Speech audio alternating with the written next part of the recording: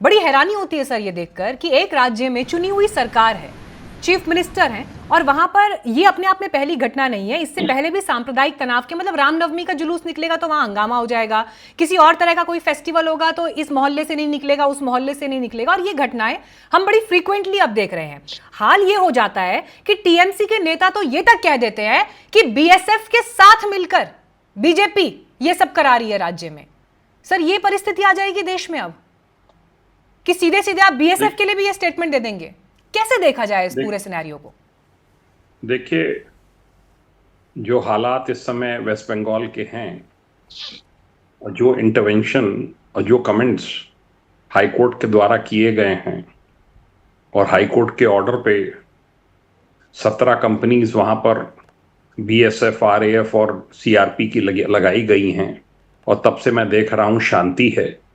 ये बड़ा दुर्भाग्यपूर्ण स्थिति है। एक चुनी हुई सरकार से अपेक्षा की जाती है कि वो लॉ एंड ऑर्डर मेंटेन करे। मैंने जो विक्टिम्स हैं, जो मूर्ति बनाने वाले थे, पिता पुत्र जिनकी हत्या खींच के की गई, उनके परिवारजनों का कहना है कि हम कॉल करते रहे पुलिस को और 3-4 घंटे तक कोई आया ही नहीं। तब आए जबकि वहां पे डेड बॉडीज पड़ी हुई थी, जब वहां पे पूरा रैंसैक कर दिया था। उन दोनों से एंटी जो वक्फ अमेंडमेंट बिल आया है उनसे क्या लेना देना है? कोई मतलब नहीं है। वो कोई बाहर थोड़ी खड़े हो रहे थे कि अपोज कर रहे थे मुस्लिम्स को वहां पे। इससे बड़ा स्पष्ट है कि ये एक लॉ एंड ऑर्डर का टोटल फेल्योर है, इंटेलिजेंस का फेल्योर है। हो जाती हैं ऐसी घटनाएं, पर उसके बाद सख्त एक्शन की अपेक्षा की जाती है। पुलिस को एक्टिवेट किया जाता है, इंटेलिजेंस मशीनरी को एक्टिवेट किया जाता है। अगर लोकल फोर्सेस इनएडिक्वेट हैं तो इमीडिएटली डिमांड प्लेस की जाती है एमएचए पे। जो वहां पे आरएएफ की बटालियंस हैं उनके लिए ऑर्डर्स हैं कि वो लोकल डिस्ट्रिक्ट मजिस्ट्रेट उसमें से कंपनीज को डिप्लॉय कर सकते हैं। वो क्यों नहीं किया गया? क्यों इस बात का आप इंतजार कर रहे हैं कि हाई कोर्ट इसमें इंटरवीन करे?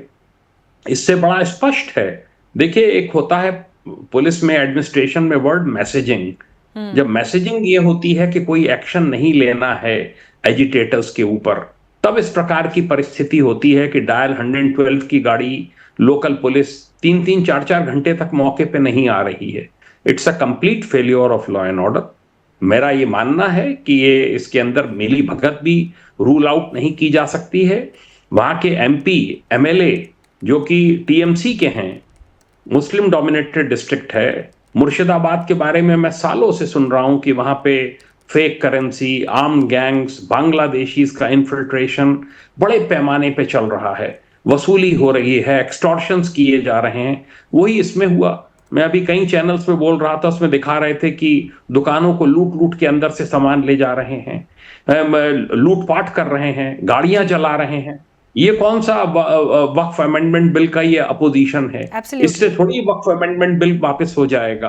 देखिए, ये एक जो ये मिस्टर नीरज राय कह रहे हैं कि स्टेट सेंट्रल गवर्नमेंट क्या कह रही है, कर रही है। सेंट्रल गवर्नमेंट तभी इंटरवीन कर सकती है जबकि स्टेट गवर्नमेंट पुलिस की मदद मांगे।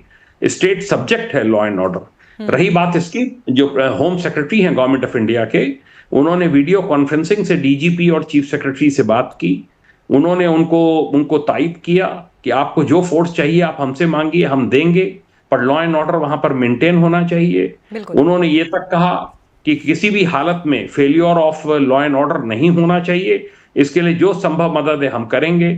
जो सेंट्रल गवर्नमेंट के रिप्रेजेंटेटिव हैं कोलकाता में, गवर्नर, उन्होंने भी चीफ मिनिस्टर से इस संबंध में बात की और अपनी चिंता व्यक्त की, और कहा गया कि कड़ी कार्रवाई कड़ी। देखिए, टीएमसी के एमपी एमएलए कह रहे हैं कि बाहरी लोग आए हैं और पुलिस का फेलियर रहा है। ये चेहरे पहले कभी नहीं देखे गए।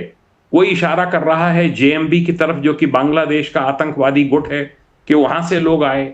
लोग यहां तक कह रहे हैं कि बीएसएफ का एक सेक्शन हो सकता है मिला हुआ हो, उधर से लोग बाग आए, यहां लूटपाट करके, घटना करके वापस बांग्लादेश चले गए। मेरा ये मानना है कि जो भी घटनाक्रम मुर्शिदाबाद में हुआ है और जो तनाव, जिस प्रकार से 500 परिवार ये यहां से निकल के पलायन किए हैं, ये एक शुभ संकेत नहीं है हमारे देश के लिए।